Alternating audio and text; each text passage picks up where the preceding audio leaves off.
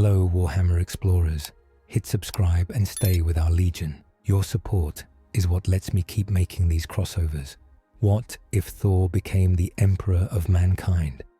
Thor stands at the edge of the ruined Asgardian vault and listens to a whisper that is not from any realm he knows. The Norns show him a far future where humanity drowns in endless war, screaming to dead gods for help that never comes. He grips Stormbreaker and Mjolnir together, crosses their handles, and asks the World Tree to open a path to that broken age so he can stand in the place of the god they never had. The Bifrost answers, but its colors are wrong, stained purple and sick with warp light.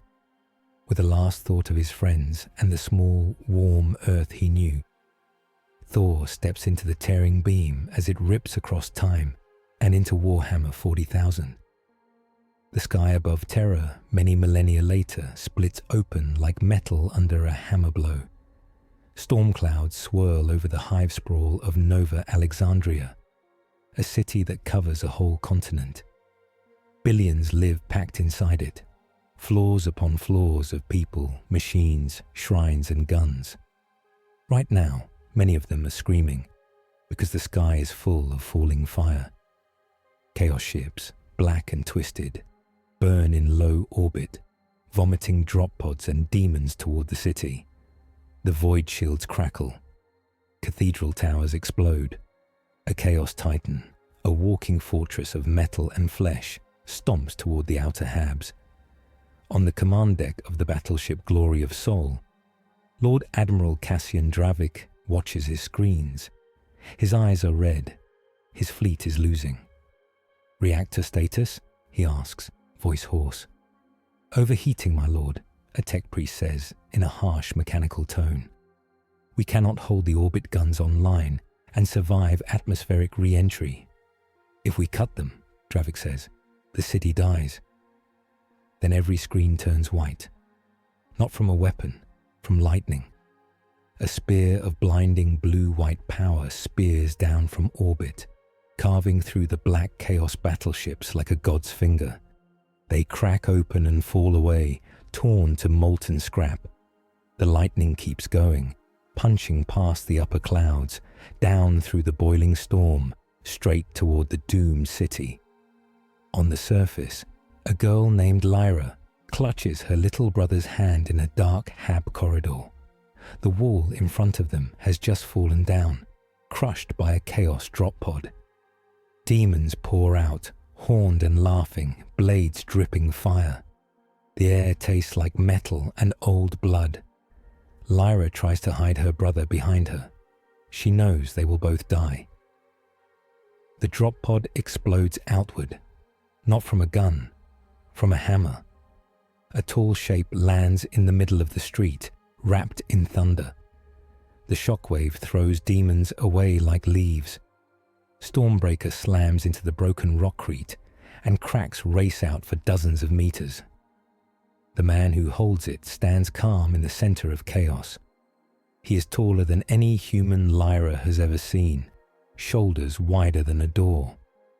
He wears golden armor chased with runes and winged sigils of thunderbolts and stylized ravens. A red cloak, torn but impossibly clean, whips around him in the hot wind. His eyes glow like small suns. His beard is braided with tiny metal charms, each one shaped like a hammer or a lightning fork. The demons hesitate.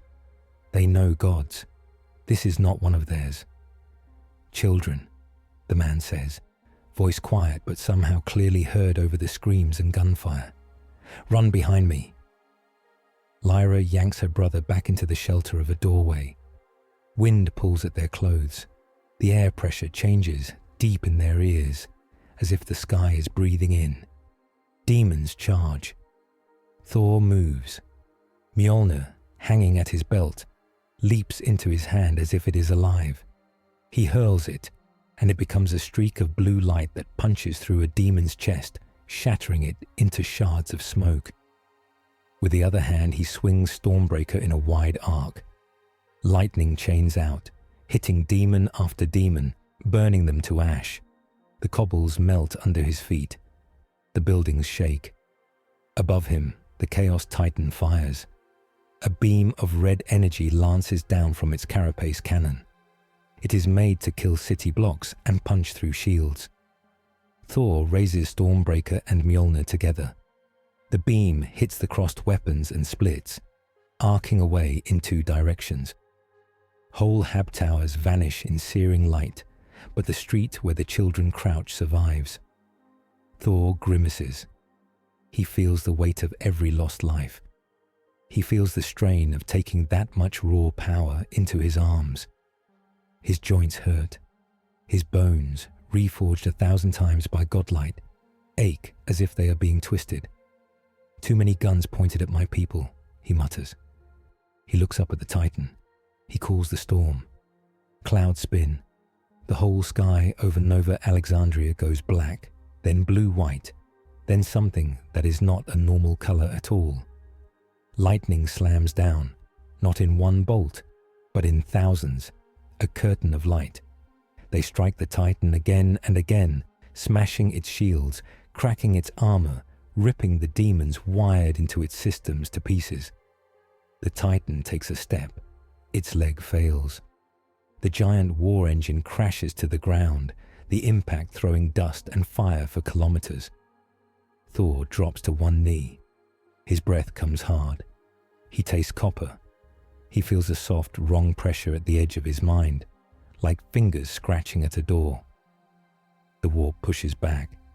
His storm does not come from the warp, not truly. It comes from him, from what he is, from the pact he made with the World Tree. But here, in this galaxy, all power must reach through that sick, screaming sea. The more he calls, the more it presses on him, the more it tries to learn his name. Not yet, Thor growls and shoves the pressure away. Codex note: the Thunder Emperor's storms are weapons and prayers at once, and every use rings the bells of the warp. On the command deck of Glory of Soul, the white screens clear. Dravik stares at the new readings. Chaos ships are dying. The largest enemy cruiser is simply gone, a molten trail in low orbit. The Titan's signature has vanished.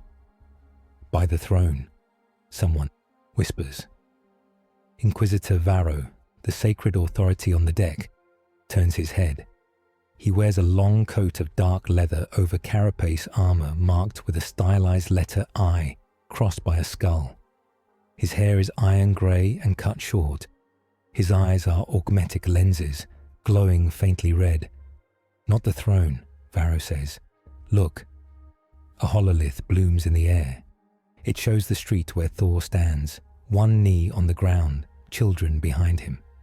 Lightning still dances along the armor of the golden giant. Dravik's heart hammers.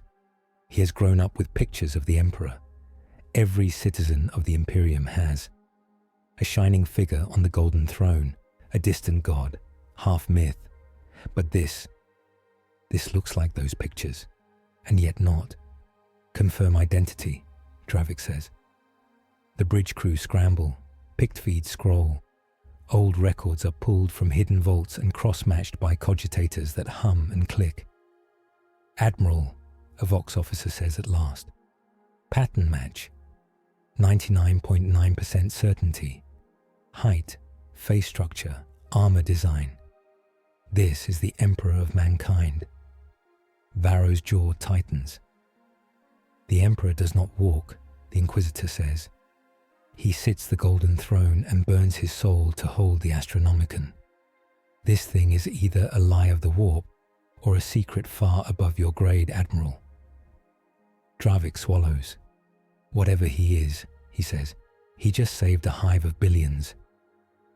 Varro's lenses narrow. We will speak to him, he says. On the ground, Thor pushes himself to his feet. Lyra stares up at him, eyes huge. Her brother peeks out from behind her arm. Are you him? She whispers. Thor looks down at her. In a flash, he sees something else. He sees a small girl on a different world.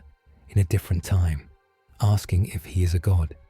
He remembers saying yes, then learning how heavy that word really is. "I am Thor," he says simply. "I am your protector. That is enough." He holds out his hand. Lightning runs along his fingers, soft and harmless. The children's hair lifts in the static. "What is your name?" he asks. "Lyra," she says. "Lyra," he repeats. "You and your brother will live. I swear it." He gestures, and a squad of massive warriors moves up behind him. They are even taller than him, armored in thunderbolt-marked ceramite. Their pauldrons are stamped with a hammer and eagle sigil. Each carries a bolter, a weapon that fires small rockets instead of bullets. These are the Astartes, the superhuman space marines of the Hammerguard Legion. They are his sons in a way, not by blood, but by battle and by oaths. "Secure this block," Thor orders. "Guard these children and all who shelter here. No demon passes, no traitor breathes." "Yes, All-Father," the Space Marine Sergeant says, bowing his head. Thor winces just a little at the title. All-Father, Emperor, God. He has worn many names now. Each one cuts and helps in different ways. He takes a long breath. He feels the city under his boots, its people, its fear. He cannot hear thoughts like a psyker, but he senses the weight of so many lives pressed together. He knows that if he fails, this will all go dark. "Bridge," crackles a voice in his ear. "This is Lord Admiral Dravik of the Glory of Soul to ground asset. Identify."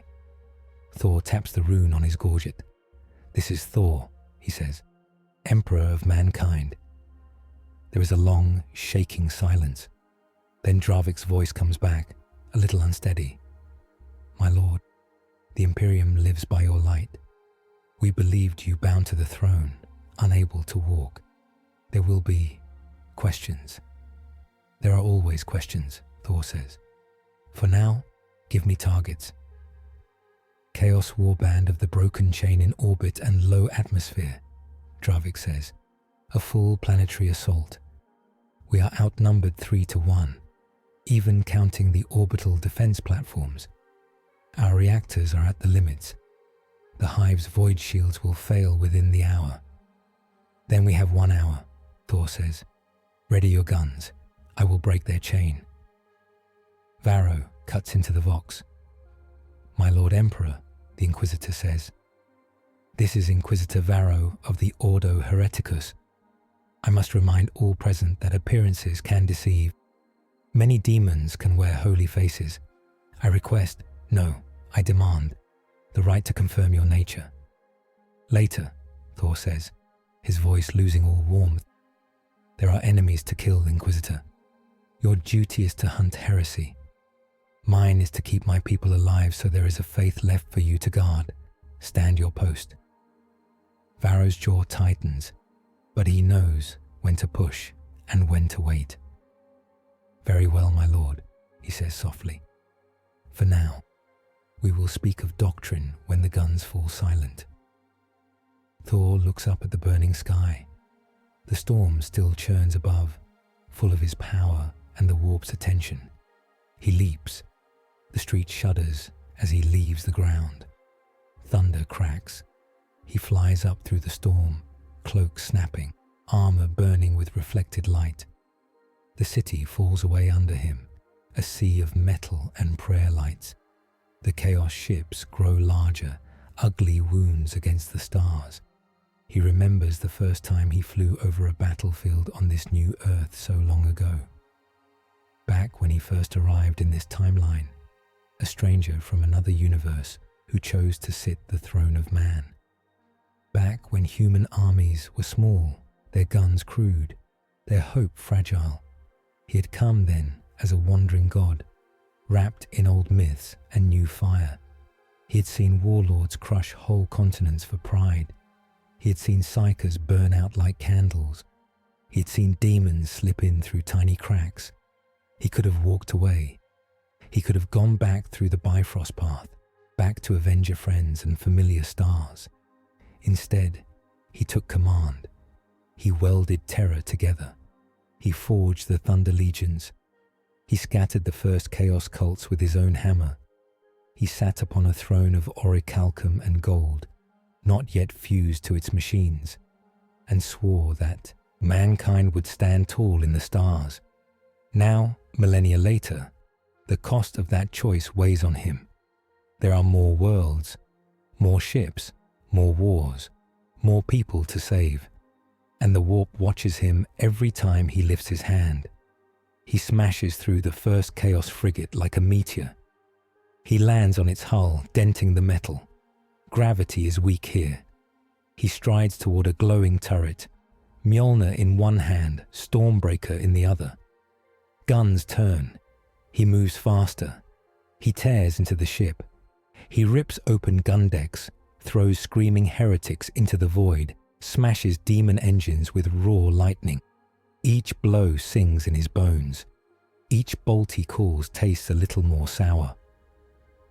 On the Glory of Sol, Dravik watches the little light that is Thor move from enemy ship to enemy ship.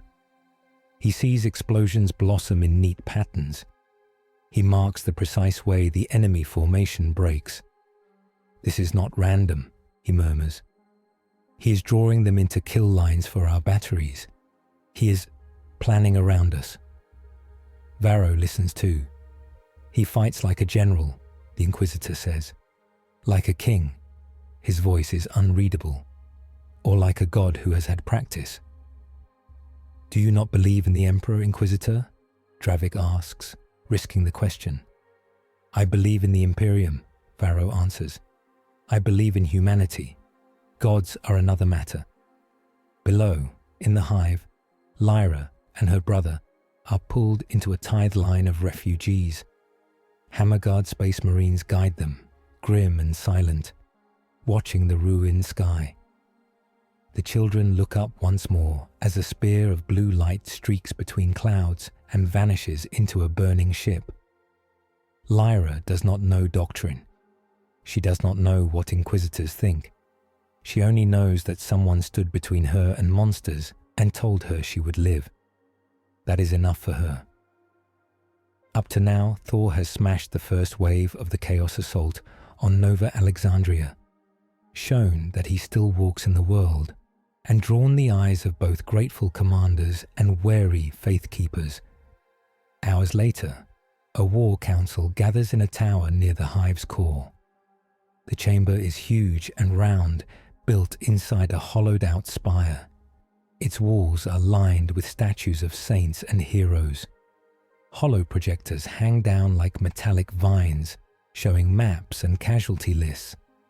Incense burns in golden censers, trying to hide the smell of sweat and machine oil. Thor stands at the center of the chamber, his armor still scarred by battle. Dried blood, some his, most not, stains his gauntlets. He has refused the offer to change.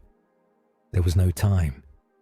To his right stands Lord Admiral Dravik in his dark blue coat, medals clinking softly. To his left stands Inquisitor Varro, cloak still dusty from his shuttle landing. Around them are generals of the Astra Militarum, magos of the Adeptus Mechanicus, and robed priests of the Ecclesiarchy. A giant hololith of the system spins above them. Red icons show Chaos Fleet remnants, pulled back for now, but not gone. On the edges of the map, new symbols blink. Reinforcements. Bad ones. "We bought time," Dravik says, pointing with a gloved hand. "Your intervention shattered their first strike, my lord. But their main force is still inbound. Warp signatures here, here, and here." He taps 3 points. 3 larger fleets, sliding out of the warp like knives. "They did not expect me to walk," Thor says. "Now they do." Varro steps forward. "With respect, my lord, we must address the more pressing matter." His tone is smooth, controlled. "You walk. You wield power far beyond any psyker. You bear the form of our emperor, yet the golden throne still burns. The Astronomicon still shines. The records say you cannot leave it. Thor's jaw tightens. When I forged the Imperium, he says, voice quiet, I was not yet bound to that chair of light and wires. Time is not simple now. The storm I rode to reach your future bent things. The man on the throne and the man standing here are the same soul in two different moments, stretched across an age. Silence. The priest looks shaken. One clutches his aquila, the double-headed eagle holy symbol, until his knuckles turn white. That is heresy, one of them whispers, or miracle, or both. Varro's lenses focus. So you admit you are not the Emperor as we know him, he says. You are a projection, a shard. I am Thor Odinson, Thor says. In my own world, I was called a god and a prince. Here, long ago in your past, I chose to sit your throne, to give my life to guide your species. That choice ties me to this age in more than one way. Call me Emperor, Allfather, Shard, or Ghost. It does not change the fact that I fight for you. A general with a scarred face clears his throat. Begging pardon, lords, he says, but with respect, I don't care if he's a fragment, a saint, or a demonic hallucination. He killed a titan with weather. The men who survived down there are singing already. Morale matters. The room ripples with low murmurs. A bald ecclesiarch, robes heavy with gold, steps forward. Morale is built on faith, she says, on truth. If we let soldiers believe the Emperor walks freely, that he is not bound to the throne, what happens when this aspect goes away? When they pray and no hammer falls from the sky? Faith can shatter, just as metal can. Thor listens. These are not foolish words. He knows about faith. He has watched whole worlds pray to him under other names. He has seen the way hope can become chains if twisted. Then we tell them the truth, he says. A stir spreads through the priests. That the Emperor is a god who walks, one demands. That he was once an alien pantheon son, who came through a cursed storm from another reality. Thor's eyes flash. He takes a step toward the man. The floor cracks under his boot. I am not alien to you, he says. I chose you. I took your wars onto my shoulders. I sat your throne until my bones burned. I am of Asgard, yes, but I am also of Terra now. I am of every world where a child looks up at the night and hopes the Imperium will arrive before the monsters do. Varro watches carefully. Inquisitor, Thor says, turning to him. You have hunted heresy for how long? 70 standard years, Varro answers. In that time, Thor says, how many times have you killed a man who truly believed he was protecting his people, but served a lie? Too many, Varro says softly. Then hear this, Thor says. Our foe does not care which names you use for me. Chaos wants only fear, division, and pride. I care that your people stand. If hiding parts of the truth keeps them strong, we will hide them. If speaking clears a poison, we will speak. We will balance this. The War Council splits along the lines that have always been there. Dravik and most of the generals nod. They are pragmatists. They want whatever keeps ships flying and guns firing. The priests and some of the Magos are wary. Doctrine matters to them. Mystery is power. This is the real question, Varro says, stepping into the center of the circle. Mercy or survival? Freedom or doctrine? My lord, you speak of balance, but war does not balance. It crushes. He looks up at Thor. You have mercy in you, the Inquisitor says. I can see it. You spared cities during the Unification Wars. You argued for talking to some xenospecies instead of purging them. You have bent rules. That is recorded in sealed archives. If you walk freely now, you can save many lives with that mercy. but every compromise you make tears at the foundations of the Imperium. Herds need fences. A murmur moves through the room. Thor stands tall. Freedom without order is chaos, Thor says. I have seen that. On Asgard, on Earth, in realms you have no names for. But order without room to breathe is a cage. You call yourselves the Imperium of man, not the Imperium of fear. If every life becomes only a tool, what have we saved? An old general, his hair white as snow, nods. I fought during the plague wars, he says. I watched whole regiments walk into clouds of filth because some high cleric said the emperor demanded it. They died screaming, lungs rotting in their chests. Their sacrifice bought us ground, yes, but sometimes I wonder, were there other ways? If a man like this had walked with us then, would my brother still live? A priest bristles. Those men died as martyrs, she says. To question that is to question. It is to question methods, not the worth of their courage. Varro cuts in, surprising some of the priests. Doctrine is a tool. It is not the emperor. It is not this man. It is not mankind. He looks back up at Thor. We agree on one point, the Inquisitor says. Tools must serve people, not the other way around. But you must also hear my fear. You are power without leash. If you start saving everyone, if you refuse to pay horrible prices, you may doom us all the same. Chaos pays no such costs. It will always go further. Thor considers him. He sees the honest fear. He respects it. You are not wrong, Thor says. There will be days when I must choose to let a world burn so that a sector lives. There will be hours when I cannot save a child and still save a legion. I know this. I have done this. But I will never stop looking for the third choice, the narrow road where more live. If that is a sin in your doctrine, then your doctrine must grow. Doctrine cannot grow, one of the bishops says sharply. It is fixed. It is scripture. That is why it breaks, Thor answers. The room goes very still. A mechanicus magos, face mostly metal, clicks his mecha tendrils. There is also the matter of resources, he says. Your storms, my lord, they are inefficient. You stress planetary atmospheres, induce electromagnetic chaos, trigger warp resonance. The cost in machine spirit damage, in long-term weather harm. Speak plainly, Dravik snaps. We do not have time for litanies.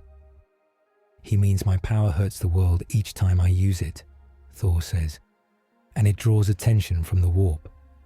Varro seizes on that. Exactly, he says. Every miracle has a price. Perhaps the safest path is the harsh one. You stay on Terra, bound to the throne, a beacon but not a hammer.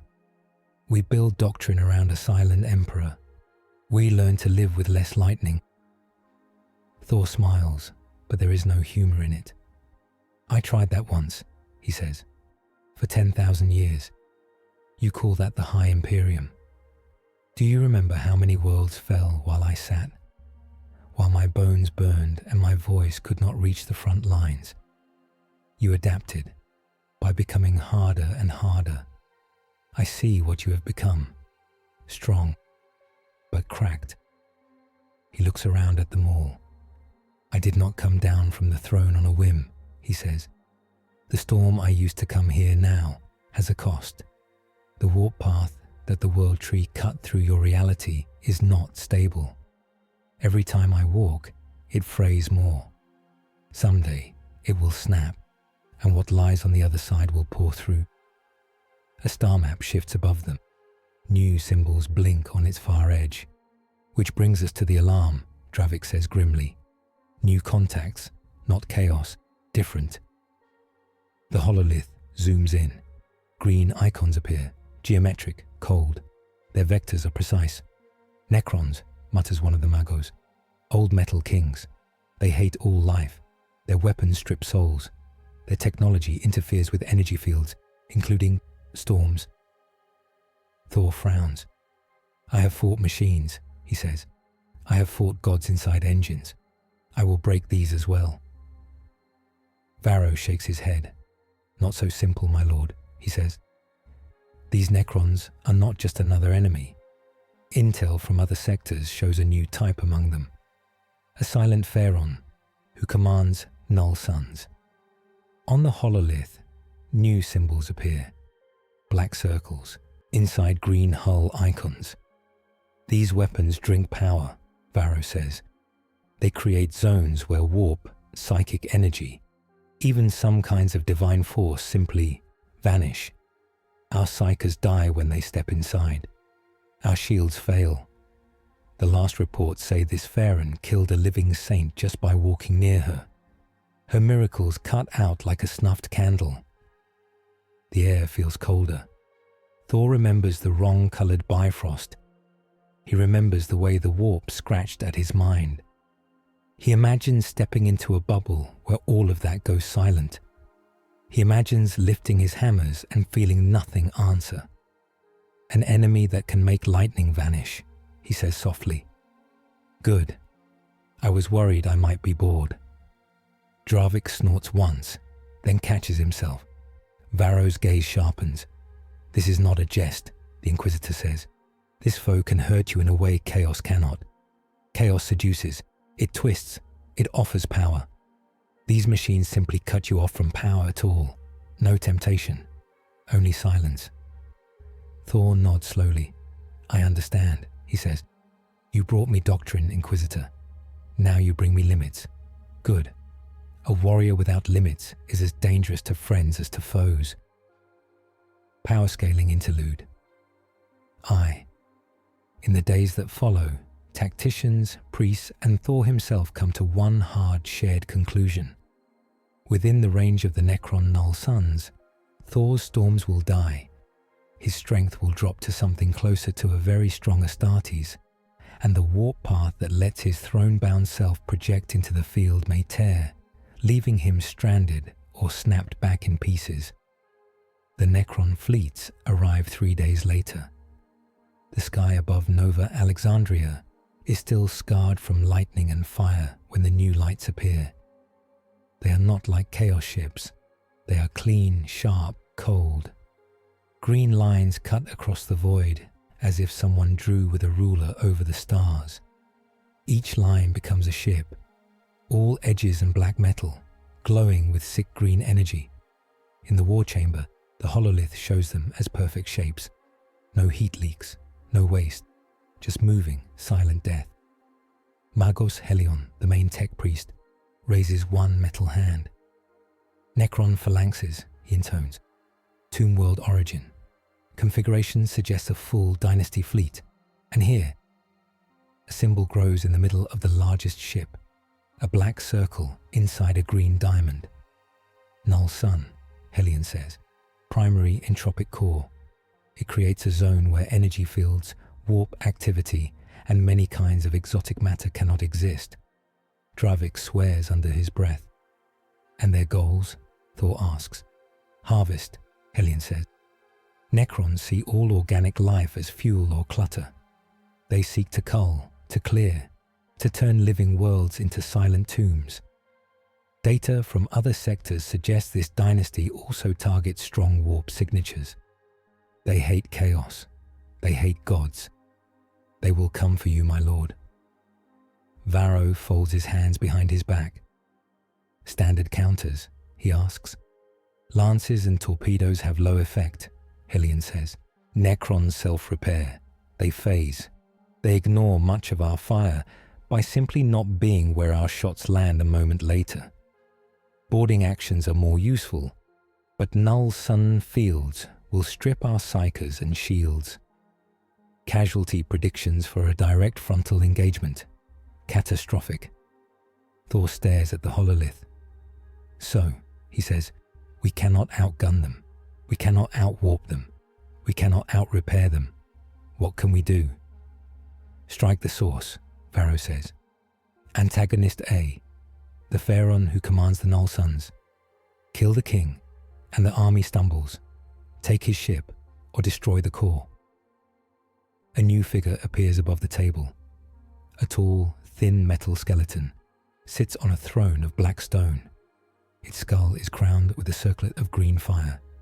In its chest, a small dark sun spins, eating light. Phaeron Akraja, Varro says. The silent sun. Reports speak of him in whispers. Worlds where saints went dark. Sectors where the Astronomicon itself was dimmed for hours. He hunts light. He hunts me, Thor says softly. Yes, Varro agrees. We can use that. They plan. The Imperial fleet will form a shell around Nova Alexandria's orbit. They will look weak in one place, open a gap near the largest defense platform. When the Necron flagship moves in to exploit it, Thor will strike. He will ride a spearhead of Hammerguard Astartes in boarding torpedoes. They will slam into the Necron hull. Inside the ship, they will fight their way to the Null-Sun core, while the fleet keeps the rest of the dynasty busy. Within the Null-Sun radius, Helion warns, your storms will fail. Our data suggests a field of several kilometers in radius. Inside, even your divine energy will be cut. You will be less. Define less, Dravik says. Strength and durability perhaps equal to a top-tier Astartes, Helion says. Still deadly, but no long-range storms, no sky-ripping beams, no warp resonance. You will bleed. Thor nods. Good, he says. I should remember how that feels. Varro's eyes narrow. You accept this risk easily, the Inquisitor says. I do not accept it easily, Thor answers. I accept it because there is no easy path. If we do not hurt this Phaeron now, he will keep hunting beacons. One day, he will reach Terra. And the throne, Varro says. They all feel the weight of that. Up to now, Thor and the Imperium have learned what the Necron Null-Suns can do, and shaped a desperate plan to strike the Phaeron at the heart of his fleet, even though it will cut Thor off from his storms. The battle begins with cold light. Necron ships slide forward in flawless lines. They do not fire wild. They pick targets and erase them. Green beams reach across space and peel armor from Imperial cruisers like skin from fruit. Whole decks vanish. Crew die without screams, turn to dust in an instant. Imperial ships answer with macro cannons and lance batteries. Shells burn. Energy spears stab out. Necron hulls rip and then close again, metal knitting. Damaged ships phase for a second, flickering out of normal space, and return whole. The gap near the defense platform opens as planned. Weaker ships pull back. One old cruiser drifts, its engines flickering, looking like a wounded beast. The Necron flagship moves in. It is larger than any other ship in the battle. Its shape is a cruel crescent around a dark heart. At its center, the Null-Sun pulses, a black sphere that bends light around it. As it glides into range, Thor stands in the launch bay of the spearhead cruiser, Odin's Oath. Hammerguard Astartes line up behind him, armor sealed, weapons checked. Their hammer and eagle icon shines on each pauldron. Thor closes his eyes for a moment. He reaches out. He can feel the world tree path that connects his walking form with the throne-bound self still burning on Terra. It is like a route, running through the warp, wrapped in runes and light. Every time he has stepped down into the world, that path has strained. Every storm he has called has shaken it. Now, as the Null-Sun draws near, he feels a new kind of pull. Easy, he murmurs, to himself, to the path, to the storm. Hold together. One more time, another, and another, until they are safe. The boarding torpedoes fire. Each one is a metal spear tipped with a melter warhead. They streak through void, green beams slicing past them. Some are cut to pieces. Some spin off into nothing. Thor's lands. The impact shakes him even through his armor. The melter charge blows, turning Necron hull into burning slag. The torpedo punches through and slams to a halt inside a dark corridor. The front of the torpedo blows out. Hammer guards storm out with bolters barking. Thor strides with them, both weapons in hand. Inside the Necron ship, the air is cold and dry. The walls are smooth black metal lit by green lines. There is no smell of oil or sweat, only old, old death. Necron warriors phase out of the walls. They look like metal skeletons with green rods in their hands. They move in perfect lines, no fear, no doubt. Forward, Thor says. Bolters roar. Explosive shells slam into Necron ranks, blowing limbs off. But many just fall, twitch, and then stand back up, metal knitting together. Thor hurls Mjolnir. It smashes through 3 warriors in a row, flinging them down. For a moment, lightning crackles along its path, burning wires and circuits. Then that lightning dies. The air goes flat. Even sound feels thinner. Mjolnir jerks in mid-flight. It slows. It returns to Thor's hand, but sluggishly, as if moving through heavy oil.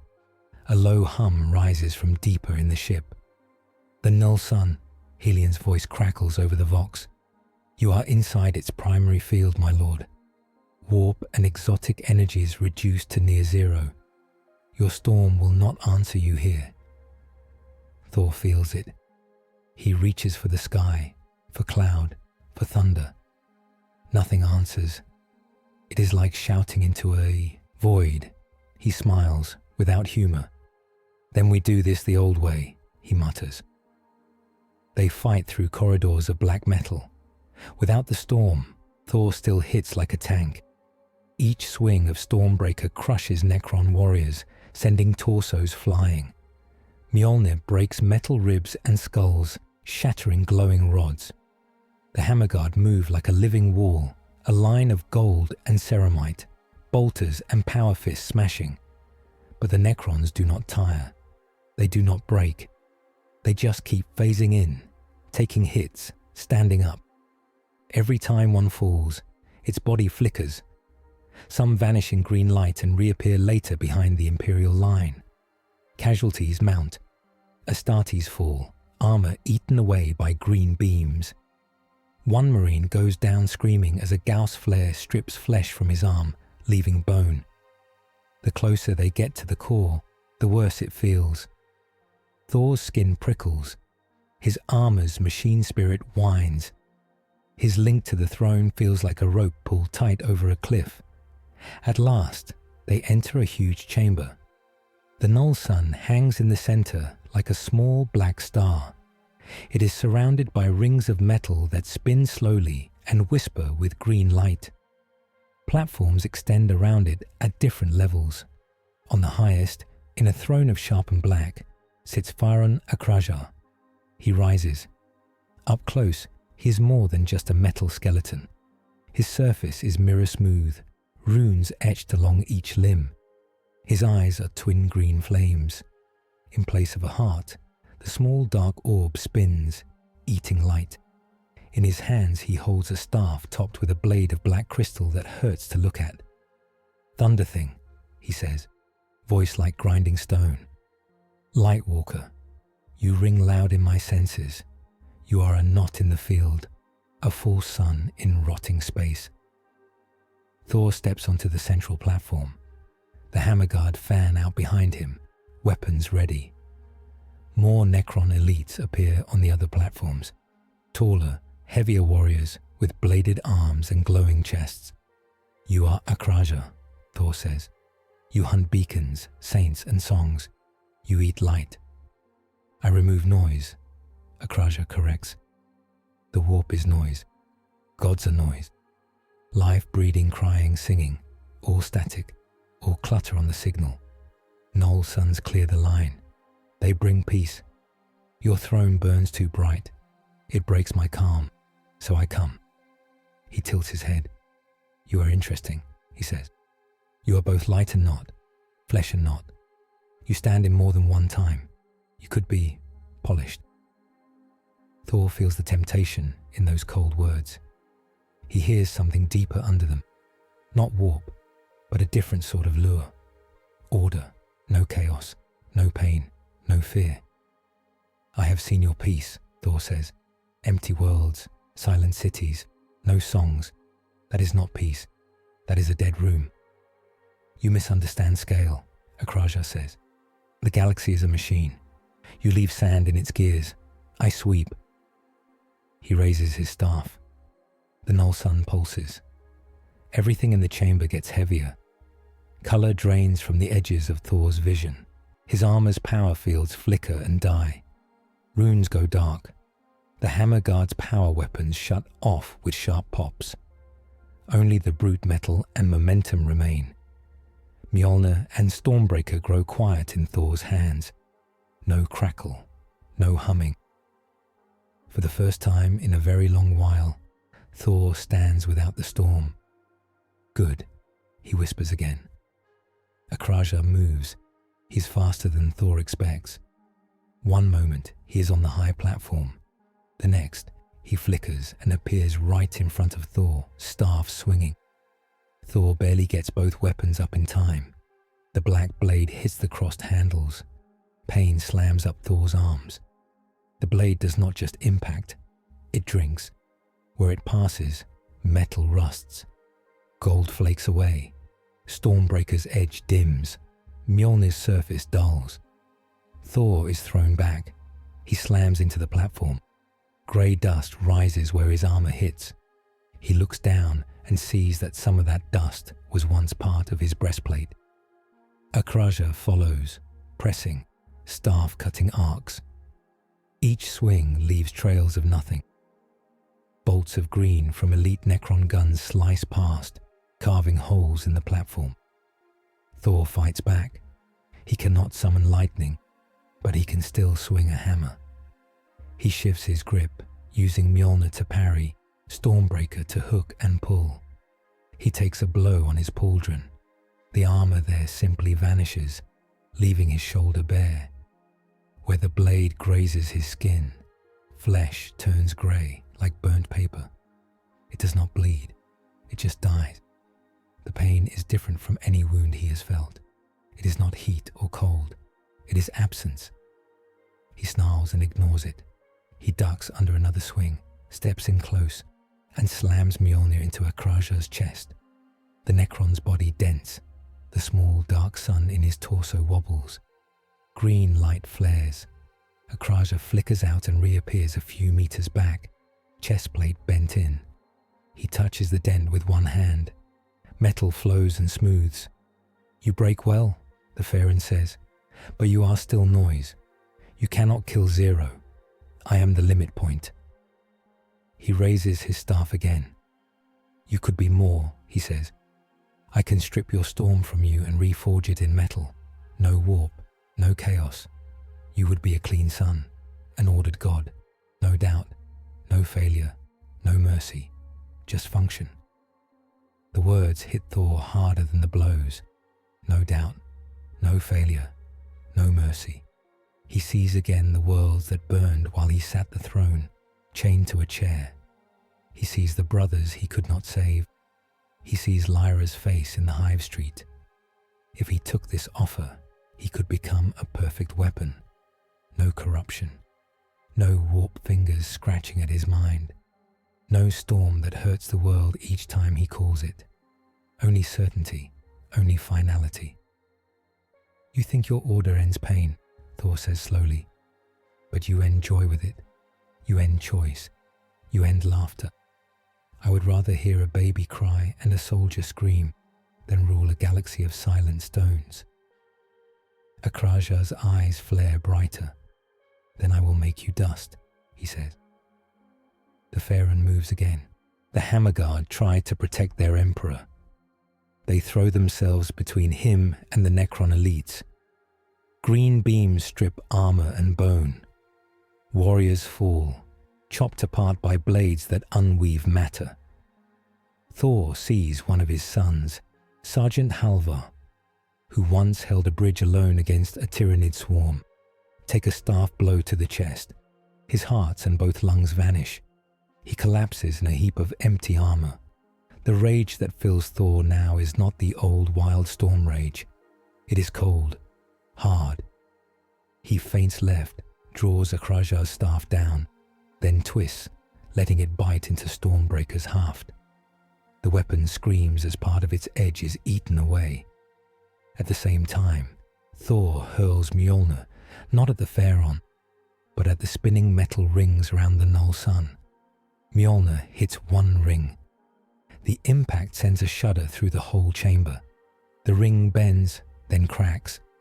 The Null-Sun wobbles, energy surges, the field fluctuates. For a heartbeat, some power returns to Thor. A tiny spark, not enough for a storm, enough for one trick. He reaches along the World Tree root. He does not call lightning from the sky. There is no sky here. He calls the memory of one blow he struck long ago, against a planet-killer weapon above old Earth. He folds that memory into Mjolnir as it ricochets back. The hammer glows dim blue for half a second. It slams into the Null-Sun's edge. The black core shivers. Its surface ripples. For the first time, Akraja looks surprised. Then the core cracks. A thin line of white appears around its equator. It is not normal white. It is the color of everything at once. Alarms scream in every crude and refined mind on the ship. Core destabilization, Hillian shouts over the Vox. Get out now. Akraja screeches in machine code. You break yourself, he hisses. Noise to the end. He swings his staff again, catching Thor in the side. The blade bites deep. Half of Thor's ribs vanish. The wound does not bleed right away. It just becomes a hole edged with grey, where his flesh turns to dust and drifts. Thor drops to one knee.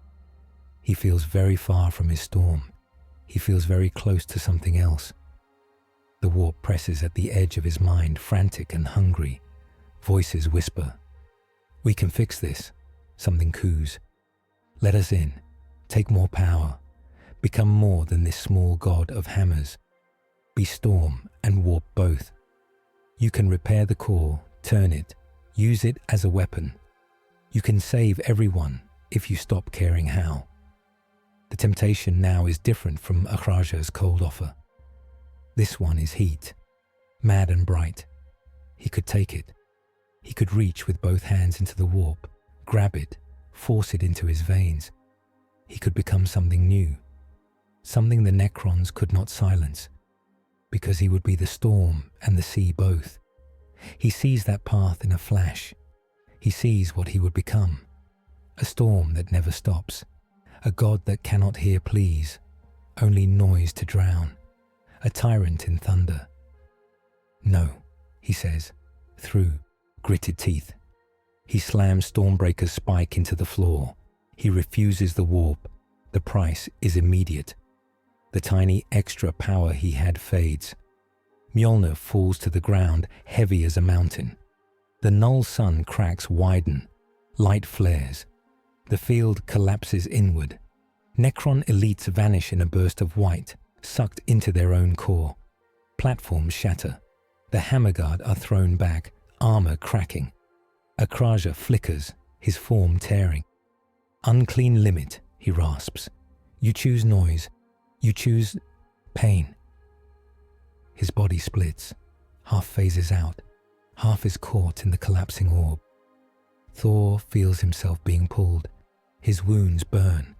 The grey edges of his flesh ache as if something is trying to climb through them from the dark. Then the World Tree root snaps tight. It yanks him back like a hook in his heart. He flies, not through air, but through paths of force. He passes through walls, through ships, through the warp. For a moment, he sees the golden throne from above, his older self burning, the Astronomicon flaring.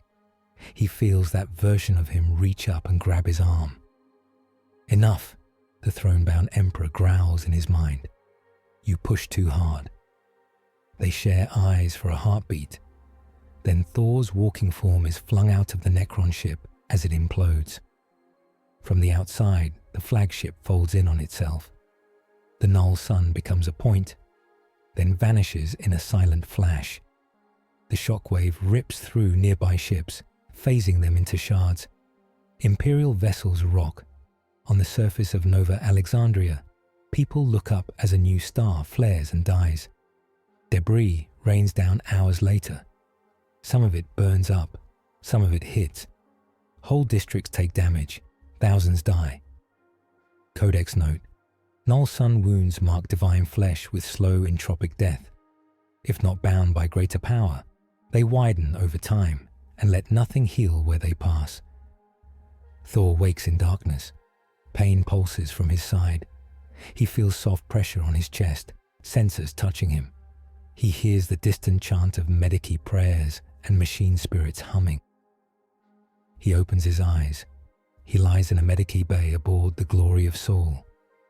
Cables run from his body to large humming devices covered in purity seals. A shimmering stasis field holds the worst of his wound together, but he can see the grey at its edge. Varro stands at the foot of the slab, hands clasped. Dravik is beside him, looking older. Magos Helion hovers nearby, mechadendrites busy. "How many?" Thor asks, voice rough. Dravik knows what he means. "On the ship, half your spearhead died," the Admiral says. "On the ground, debris hit several Hivespire levels. We saved what we could, but there were losses." Thor closes his eyes. He sees Lyra again, then pulls himself back. He cannot know. He cannot check every name of every dead. The thought would break him. He looks down at his wound. "Can you fix it?" he asks Helion. The Magos extends a thin machine hand, hovering over the grey flesh. "Conventional Medici has no effect," Helion says. "Bioregeneration fails. Even your own divine healing does not take. It is like trying to write on a hole. The Null-Sun ate the rules here." "What about the throne?" Varro asks quietly. Thor remembers that moment when his older self grabbed him. "The throne held me," he says. "It stopped the hole from growing. For now." Varro nods, as if that confirms something in his files. "This proves one thing," the Inquisitor says. "You cannot keep doing this without limit. Every time you go out, that wound will pull at the path between you and the throne. One day it will tear. You will not come back.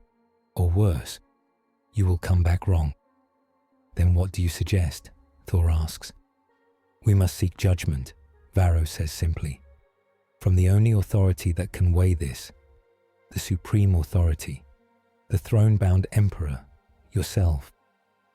He says the last word carefully. Thor gives a small, tired laugh that still holds some thunder. "You want me to ask myself if I am allowed to keep fighting?" he says. "That is a strange path." Dravik shakes his head. "It is more than that," the Admiral says. "The priests are whispering, the legions are arguing. Some think you should be everywhere all the time. Some think you should never have left the throne at all. We are on the edge of a schism. If the Imperium splits over you, chaos will eat the pieces." Varro steps closer.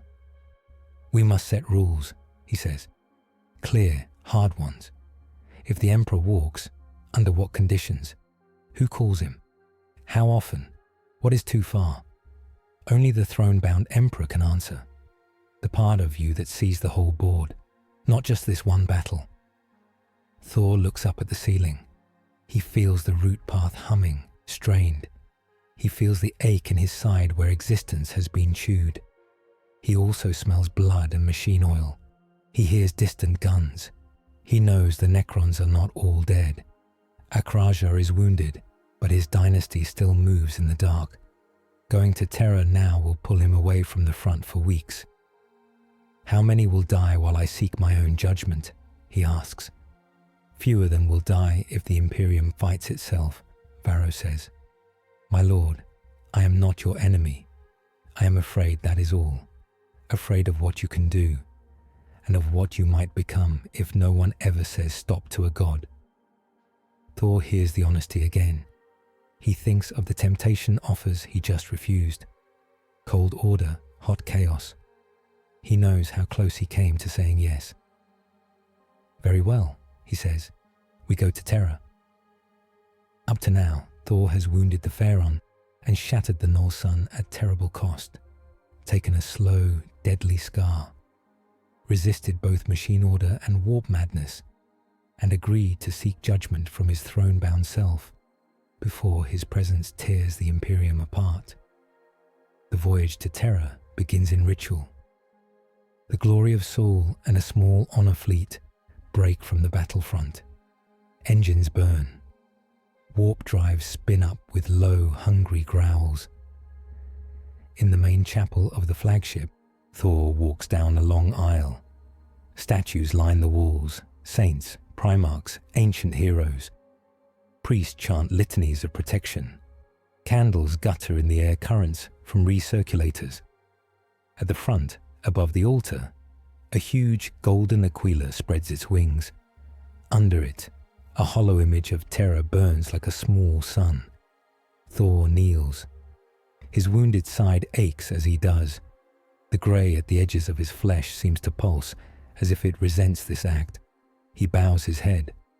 I never liked kneeling, he says quietly. Varro, standing a little behind him, gives a faint smile. No one does, the Inquisitor says. That is why it means something. Priest Ecclesiarch Mara, the bald woman from the War Council, steps forward. Her eyes are sharp, but her hands are gentle as she places a small relic on the altar. It is a cracked piece of old metal, blackened and fused.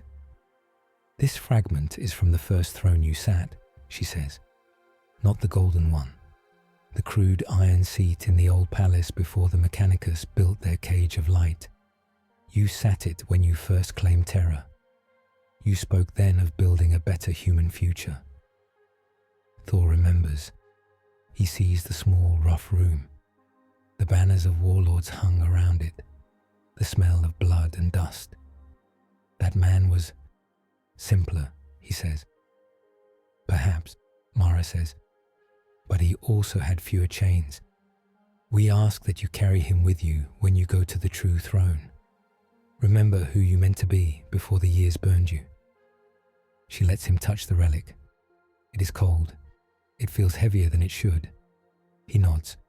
I will, he says.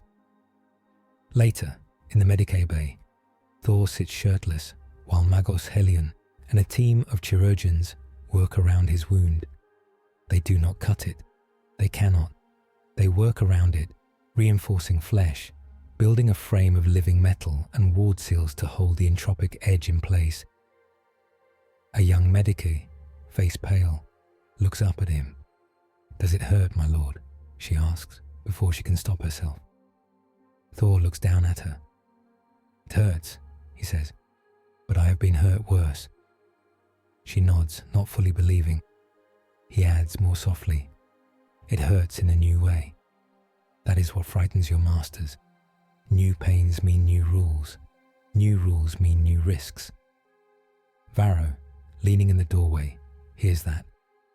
That is why we must speak to the oldest rule keeper, he says.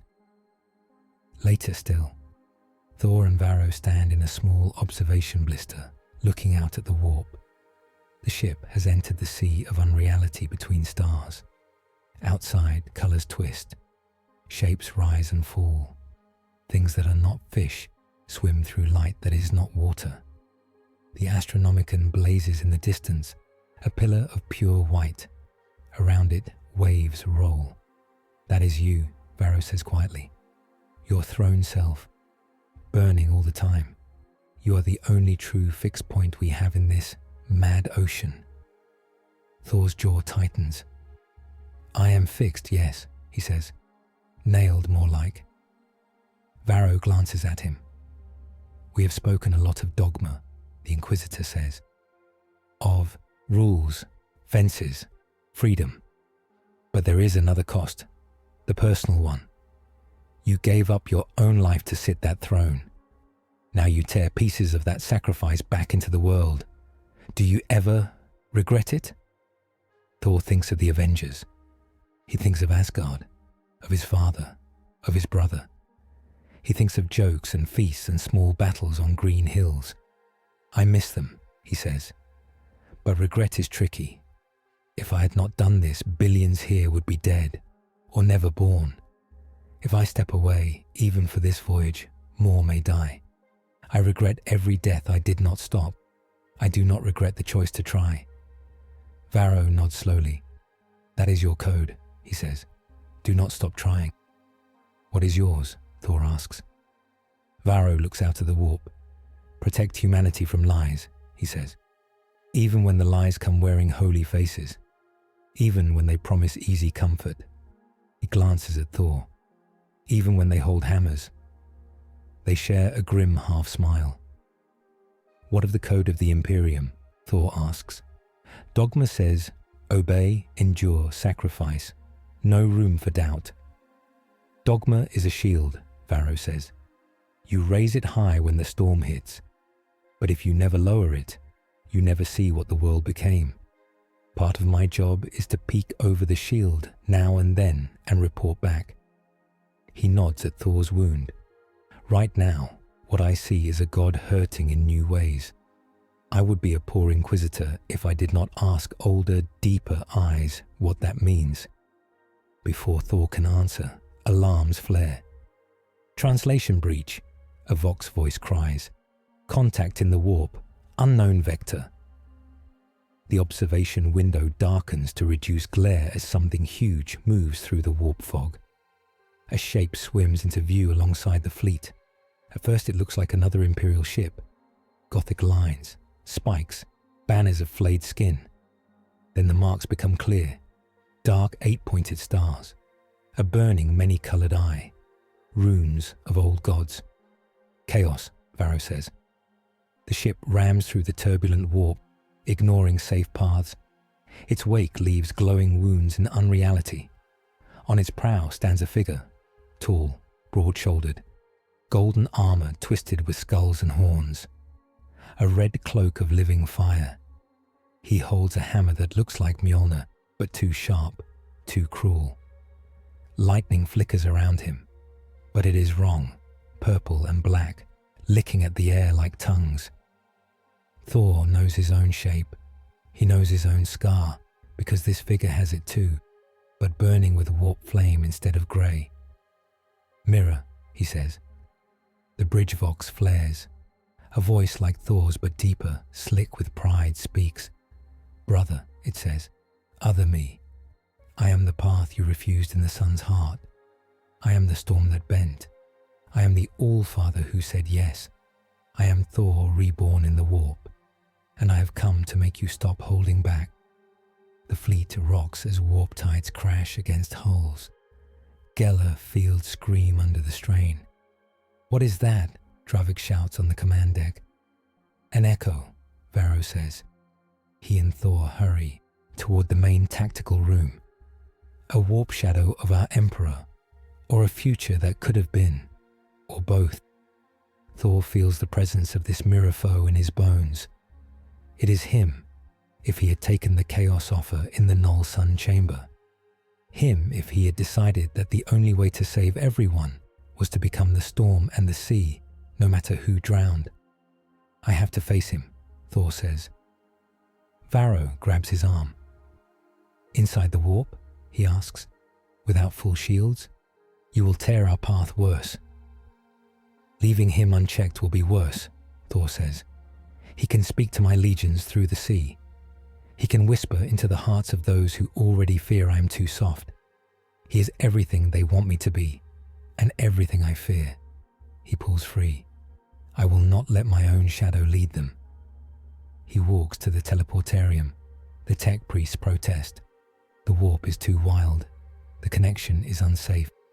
He steps onto the pad anyway, armor half sealed, hammers ready. Lock onto that Chaos prow, he says. Send me. By the throne, the chief engineer mutters. Translation, now. The world dissolves in screaming light. He reappears on black metal. The air smells of blood, incense, and ozone. Chains hang from the ceiling, each holding some trophy, a skull, a broken banner, a twisted cogwheel. Before him stands Mirror-Thor. Up close, the corruption is worse. His golden armor is covered in eyes that blink. His cloak is woven from screaming faces. His wound, where a Kraja's blade would have struck, is a swirling hole of raw warp. Lightning flickers along his shoulders, whispering in voices. He grins. So slow, he says, so careful. Still kneeling, still asking, still doubting. Do you know how many you lost while you debated with your little inquisitor? Entire systems. The Necrons regrouped in 3 places. Chaos fleets moved in where you left a gap.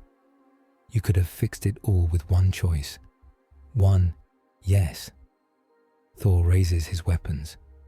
You are not my future, he says. You are my failure, painted loud. You are what happens if I stop caring who gets hurt. Mirror-Thor laughs. Caring is a luxury, he says. I learned that when I said yes to the warp in a place like your Null-Sun chamber. I took all their power and more. I burned worlds clean. No more Necrons, no more demons, no more anything. Just peace. His eyes flare. And nothing, he adds. Do you see? We are the same problem. You drag your broken code from one age to another. You cannot admit that to truly protect, you must control. Absolutely. The warp gives that. It gives you eyes everywhere, hands everywhere. You could hold every life in your palm. You could squeeze or spare as needed. He steps closer. You feel it now, don't you? He whispers. That hole in your side. The new rules chewing you. You do not have enough power to heal it and save them all. You need more. Take my hand. We join. We become one storm. No throne chains. No inquisitors. No priests. Just us. We decide. Thor looks at the offered hand. It shakes with contained power. The air around it ripples. He thinks of how easy it would be. No more meetings. No more councils. No more old men quoting old books while children die. Just action. He closes his eyes. He sees Lyra again. He sees Sergeant Halvar. He sees Varro in the chapel, speaking of shields and peeking over them. He thinks of the throne-bound Emperor self, still burning, still choosing to sit. He opens his eyes. We decide already, Thor says. Every time I hold back, every time I swing, that is the burden, not power, choice. You gave that up. You are not a better version of me. You are a simpler one. Mirror-Thor's smile fades. Enough words, he snarls. You choose weakness, so I will break you and wear your face where your priests can see which God truly answers. He strikes. The clash is short and violent. In the warp, Thor's storms work half right. Lightning answers, but it is twisted by the sea around them. Mirror-Thor's storms are bolder, drunk on chaos. Every bolt a screaming soul. Hammers meet with forces that would pulp stars. Every impact sends waves through the warp. Imperial ships shudder. Geller fields flare. On the glory of Sol, alarms wail. We cannot hold this, Dravik yells. Their fight is tearing the warp around us. If it breaks, we are lost. In the chapel, Priest Mara falls to her knees. By the throne, she prays. Show him the way. In the navigator's dome, the mutant who guides the ship stares into the sea with his third eye. He sees something. Far ahead, the Astronomicon flares brighter. A line of pure white cuts through the warp tides straight toward them. On the Chaos ship, Thor staggers. Mirror-Thor has more raw speed now. He moves like lightning with all brakes cut. He slams his hammer into Thor's wounded side. The grey edge flares, turning briefly black. Thor gasps. See? Mirror-Thor says, laughing. You are already half me. Let me in. Thor feels something crawl along his wound, tiny fingers of warp trying to dig in. He remembers refusing once. He refuses again. He drives his knee into Mirror-Thor's gut, then headbutts him. Their helmets crack together. You talk too much, Thor says. Lightning curls around Stormbreaker. For once, it is clean. A white spear of astronomican light lances through the warp and touches the hammer. The throne-bound Emperor is watching. He lends one clear strike. Thor brings Stormbreaker down. He does not aim to kill the mirror. You cannot kill a path not taken. You can only push it away. He aims to break connection. The hammer hits Mirror-Thor's hammer. The chaos weapon shatters. Mirror-Thor screams as his borrowed storms tear loose, flailing without focus. The chaos ship buckles. Warp light floods its decks. A voice, clear and vast, echoes in both Thor's minds. Enough, the throne self says. You have seen what you could become. Now you will choose, but not here. A blast of white light sweeps across the chaos ship. Mirror-Thor is hurled back into the sea, roaring. The ship rips apart, sucked into a whirlpool of unreality. Thor feels the World Tree root grab him again. Back, the throne self growls. To me. Thor vanishes from the warp ruin. He reappears on the Glory of Souls teleport pad, falling to one knee. Smoke curls from his armor. His wound aches worse, but the black it grew has faded back to grey. Varro and Hellion rush in. What happened? Varro demands. A warning, Thor says, standing with effort. And a sign. The throne will see me now. The rest of the voyage passes under that weight. Warp tides calm as they draw closer to Terra. The Astronomicon grows brighter, filling every window. At last, real space returns in a burst of cold clarity. Terra hangs before them. It is not the blue-white world of old.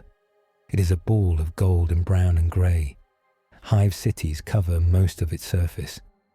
Orbital plates circle it like a ring of crowns. Their fleet slides into tightly controlled lanes. Gun platforms track them. Voices challenge them on encrypted Vox. When Thor's identity code is given, there is a pause. Then, one by one, the defense guns bow. Their barrels dip. Lights flicker in patterns of respect. A golden ship glides out from behind a battleship. It is smaller than Glory of Soul, but far more ornate. Its prow is a carved aquila. Its hull glows with runes of protection. On its decks stand figures all in gold.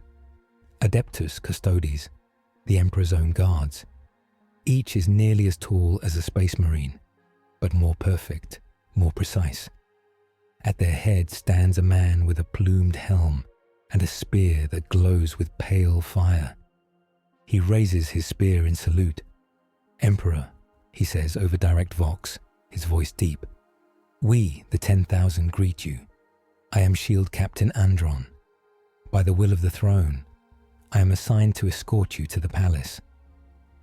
Thor inclines his head. Old friends, he says softly. It is good to see you still stand. He transfers to the Custodes ship with a small honor group. 2 Hammerguard captains, Varro, Mara, and Helion. The Custodes watch them with blank helms. They are respectful, but wary. We have stood on the walls while the galaxy burned, Andron says, as they glide toward the massive shape of the Imperial Palace. We have killed demons and traitors in your name. We have also watched the throne eat you, piece by piece. Some of us have wondered if you should have walked sooner. Others think you should never have walked at all. Today, we listen. The palace is a mountain of stone and metal large enough to be a city. Spiked towers, domes, walls thick as hills. Statues of the Emperor in many poses loom overhead. Dropships buzz around like flies. The Custard ship dives into a broad hangar mouth. Inside, The ceiling arches high like a cathedral. Sisters of silence, the blanks, women whose very presence kills psychic noise, stand in ranks along the walls, faces stern and shaved heads bare. As Thor steps onto the deck, he feels the warp grow faint. The sisters' null auras push back the whispers. His storm goes quiet too, but in a softer, kinder way than the Null-Sun's brutal cut. He walks between their lines. His wound tingles where their null fields touch it. The grey edge stops pulsing quite so much. Your storm and their silence do not mix easily, Varro notes.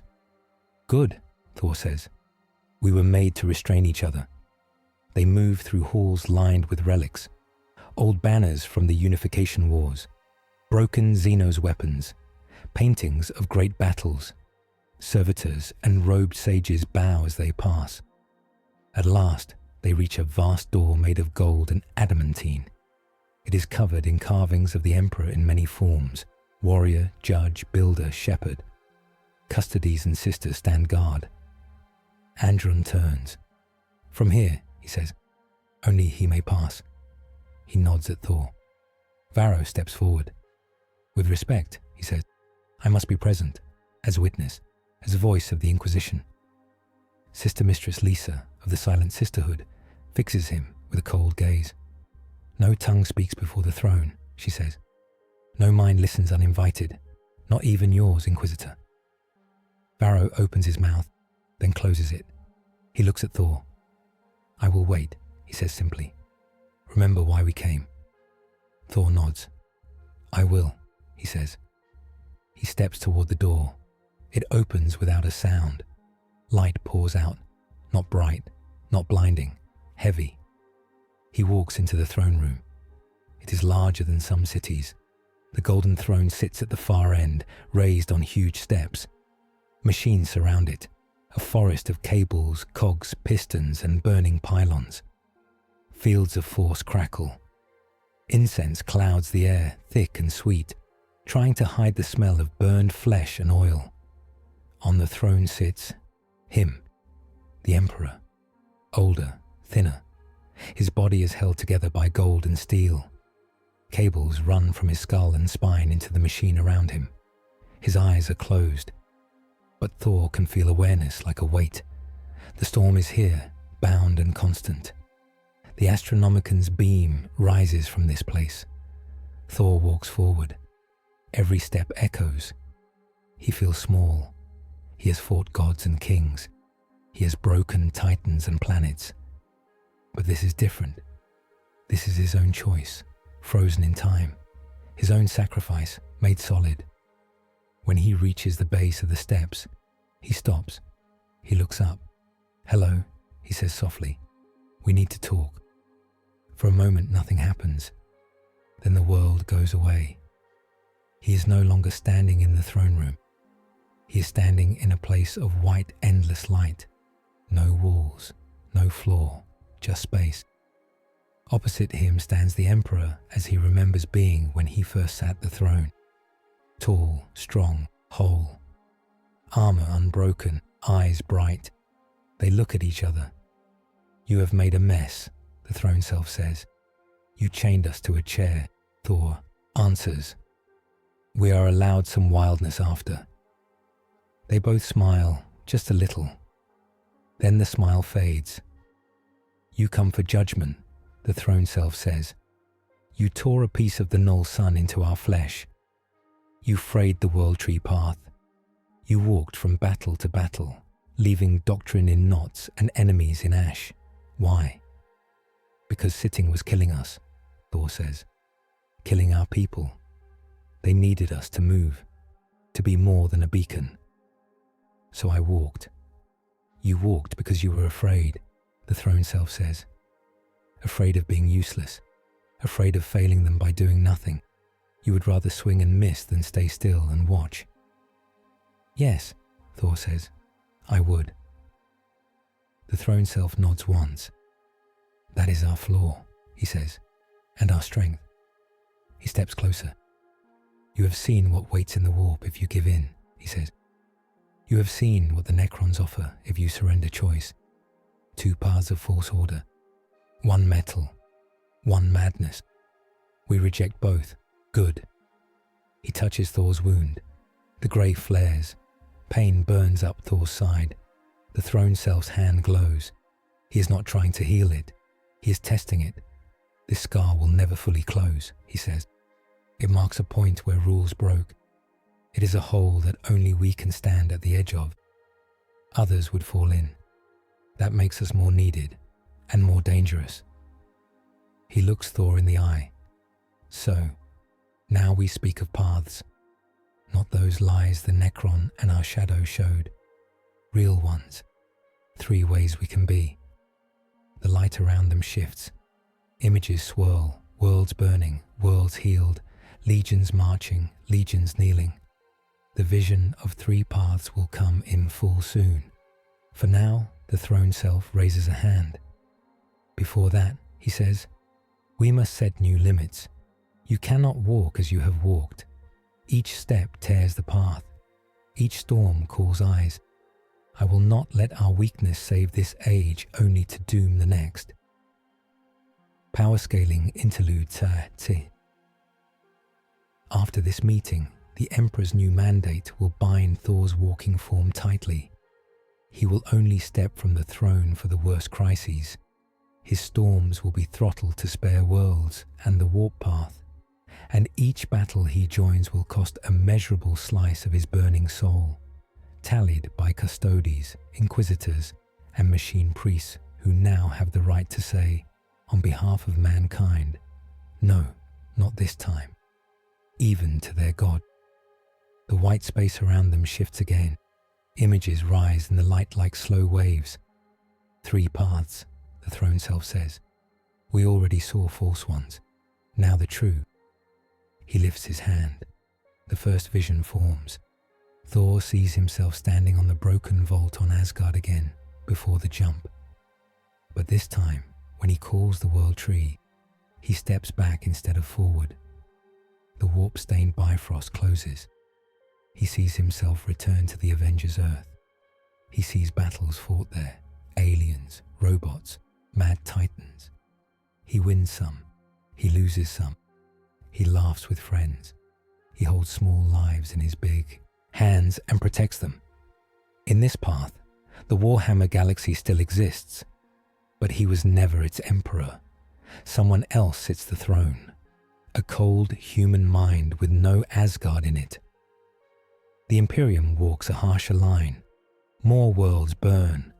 Some horrors never get stopped because nobody ever thought like a god of storms and mercy. As he watches, the vision tightens around him. He sees himself as he would be now, on that earth, older, tired in a different way. He sits on a farm porch, drinking something from a cup, staring at a simple sunrise. I could go back, Thor says, even now. The throne self nods. The world tree path runs both ways, he says. Return. You go home. You leave this cage. You become again a hero of one small world, instead of a god nailed to a dying galaxy. The risk, time strains. The more you carry back, the more your memories twist. You will lose pieces of this age, or it will bleed into that one. Timelines crack. Whole branches of possibility may fall.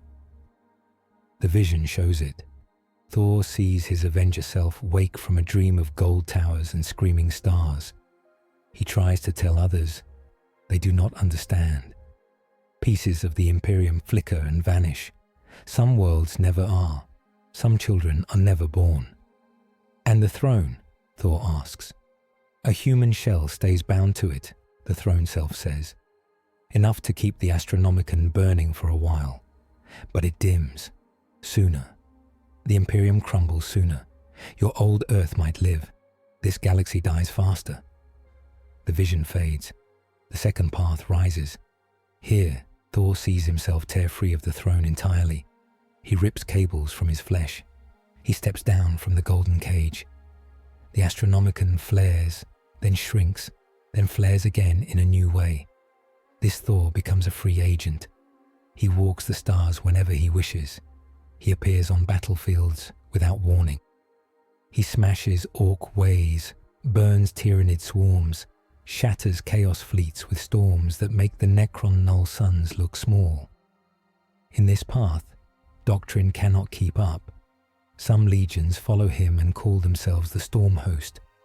Some refuse and stay tied to the old laws, guarding terror like a sacred rock. Wars break out inside the Imperium. Some worlds reject the throne and worship the walking thunder only. Others cling to the silent golden palace and curse the roaming god as a traitor. Chaos loves it.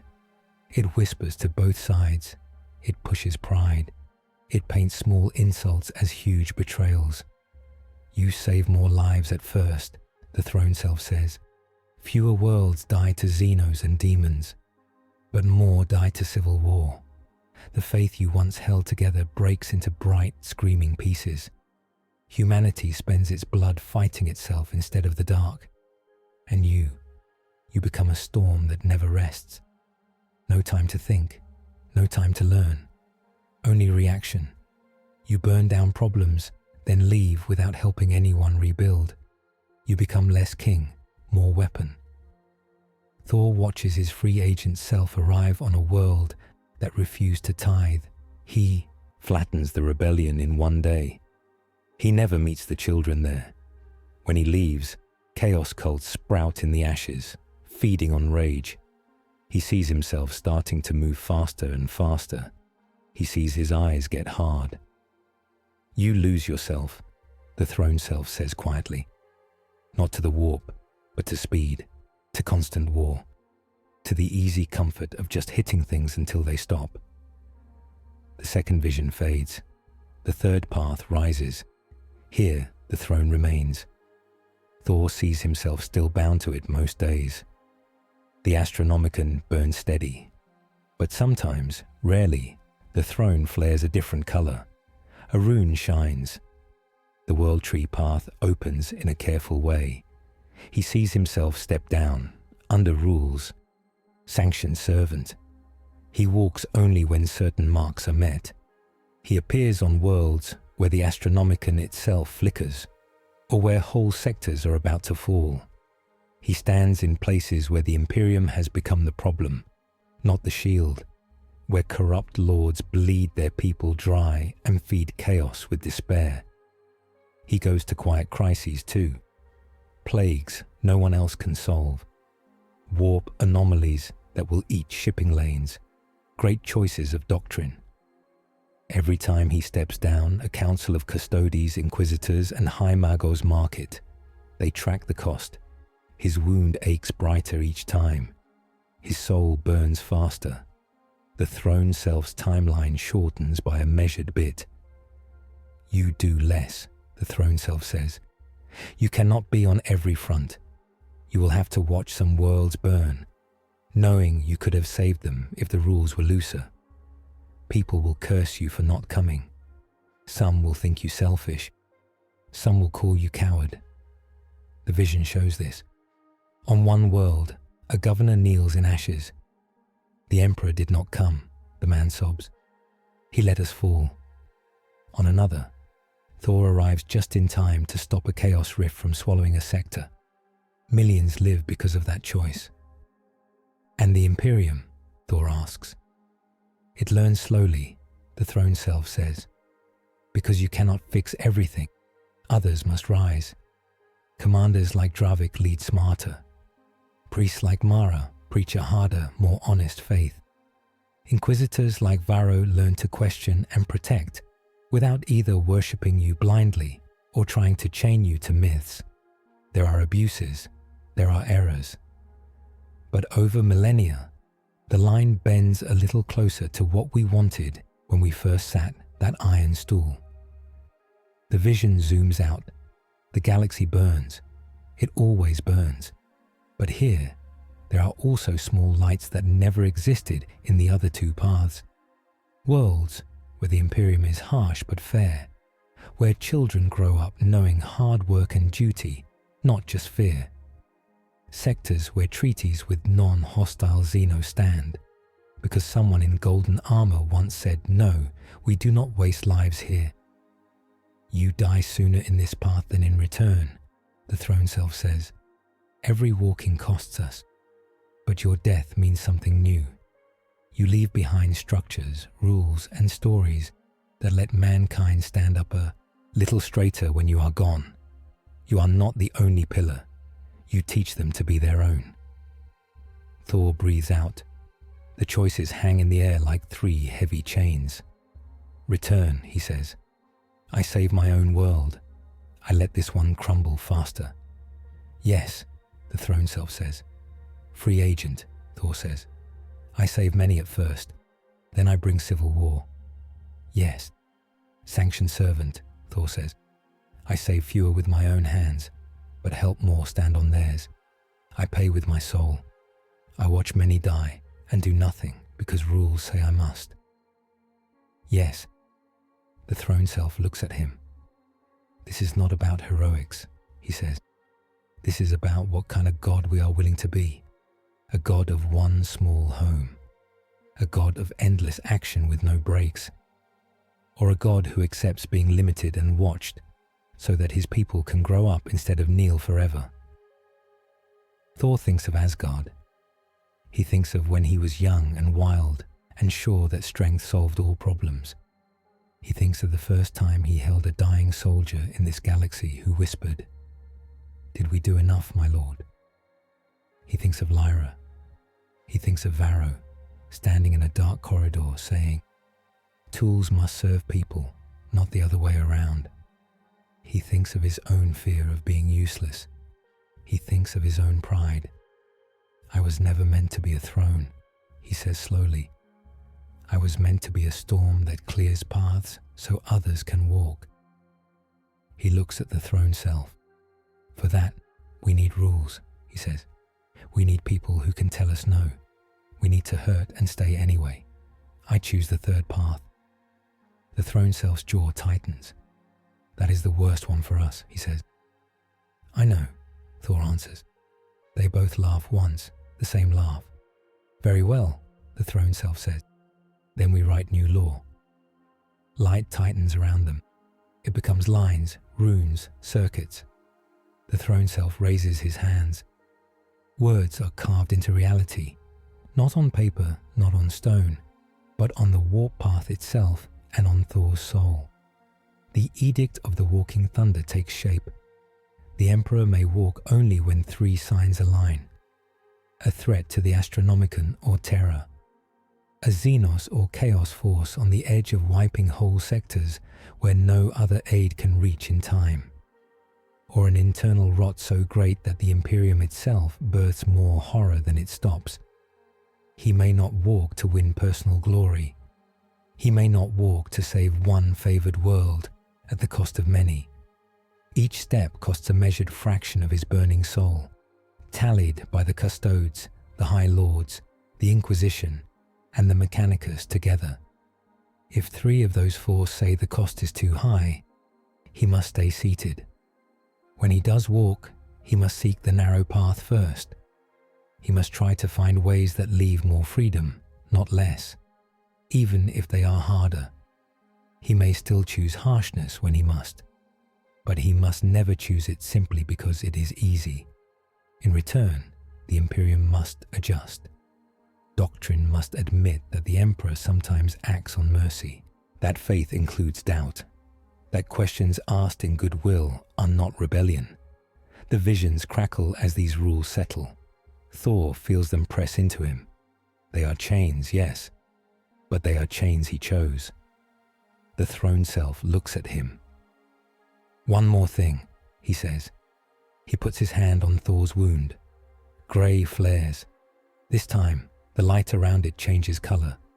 Gold and blue rush in, not to erase the scar, but to shape it. The Null-Sun hole becomes a ring, edged in runes of the World Tree. Inside it, a small thunderbolt symbol pulses. "This will still hurt," the throne self says. "It will still mark our limits. Each time we walk, it will flare. But it will also be a gate. Through it, I can send you a single clean strike like the one you used against your shadow. No more, no less. A last hammering word when all else fails. He pulls back. Now, he says, go. Share what we decided. Let them hold us to it. The white space breaks. Thor stands again at the base of the golden throne. His legs shake. Light still glows faintly from his side, where the scar now looks like a ringed brand. The great machines hiss. The throne's eyes stay closed, but he feels approval like a warm weight at his back. He turns and walks back down the long hall. Outside, the huge doors open. Varro, Andron, Mara, Helion, and the custodes guards look up. Thor stops before them. For a moment, no one speaks. Then Varro steps forward. Well, the Inquisitor asks, what did the Supreme Authority say? Thor draws a breath. He agreed with you, he says. Varro's eyebrows lift. Truly, he asks. About what? That I need fences, Thor says. That gods must be watched as much as men.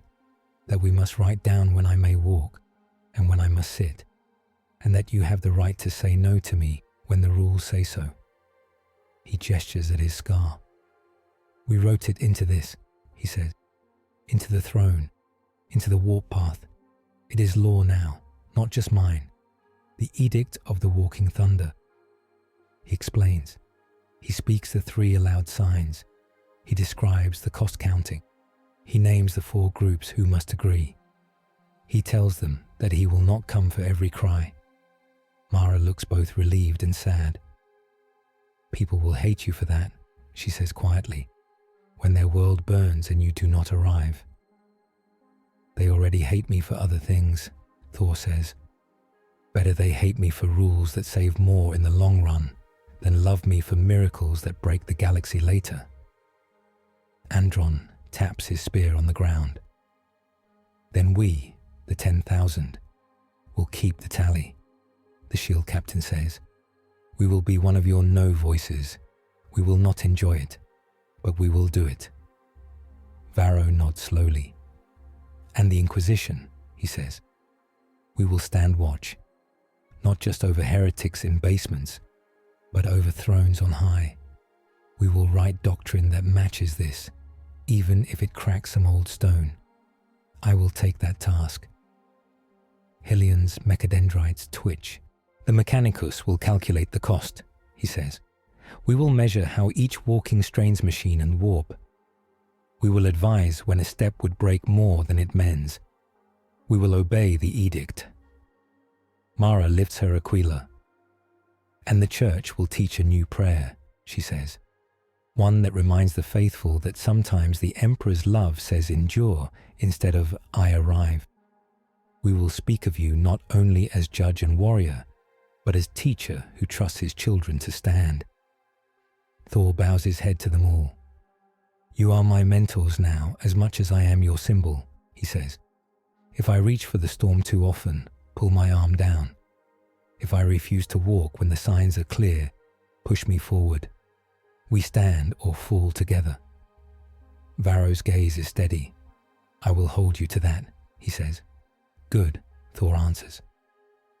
A change moves through the palace in the hours that follow. Artificers climb up statues. On the great banners in the outer halls, the old double-headed eagle is still there. But above it, new sigils glow. A hammer and a bolt of lightning cross behind the Aquila, the emblem of the walking throne. In the vaults of the Administratum, scribes write new sections into the great tomes of law. In the caverns of the Mechanicus, machines inscribe fresh litanies onto cogitator cores. In the black libraries of the Inquisition, sealed files open and new ones begin. A purge and a healing move together. Some old doctrines that strangled mercy are burned. Some wild, dangerous cults that claimed the Emperor would walk for every whim are crushed under custody's boots. The Imperium's faith does not become soft. It becomes sharper. Up to now, Varro says later to his staff, the Emperor's will was whatever the loudest voice in the room claimed. Now we have a signed contract. With our God, we must live up to it. Years pass. The edict holds. On one world, a Tyranid hive fleet bears down. The sky is full of chitin and teeth. Imperial armies fight and die in waves. Some commanders scream into the Vox, begging the Emperor to come. The signs are checked. Is terror threatened? No. The Astronomicon flickers, but does not dim. Is a whole sector about to fall with no hope of normal aid? Yes. Can other fleets reach in time? Barely. If they burn fuel and throw away safety, they might. The four powers argue. The Mechanicus says the cost of calling the Emperor now will burn years of his throne life. The Custodes say he should stay. The line can hold with sacrifice. The Church cries for a miracle. The Inquisition runs numbers on future threats and says, not yet, save him for worse. The tally comes out 3 against walking, 1-4. The Emperor stays on the throne. The world dies. So do the Tyranids that eat it, when other fleets arrive and fire exterminators' weapons. Billions of lives flicker out. Priest Mara writes a sermon about it. She speaks of a God who trusts his people to make hard calls even when they hurt. Some, faithful, weep. Some leave the chapel angry. On another world, a warp maelstrom blooms near a key shipping route. If it grows, it will cut off 5 sectors from needed supplies. Standard fleets cannot stop it. The signs are checked. This time, all 4 powers agree. Terror is not directly threatened, but the Astronomicon's lines through that region twist. The cost of not acting will be worse than the cost of one walking. The throne flares. Thor steps into reality over a dead star. He stands on a broken asteroid, hammers in hand, wound burning white. He calls one of the clean strikes stored in his scar. A single bolt of pure, ordered light falls from nowhere and pins the maelstrom's heart. The storm curls, twists, and collapses. A hole remains, but a stable one, a new route the navigators can use. Then he goes back to the throne, slower, more tired, but at peace. Stories spread. Some call him cruel. Some call him wise. Chaos watches. Mirror-Thor, torn but not erased, drifts in the warp like a wounded shark.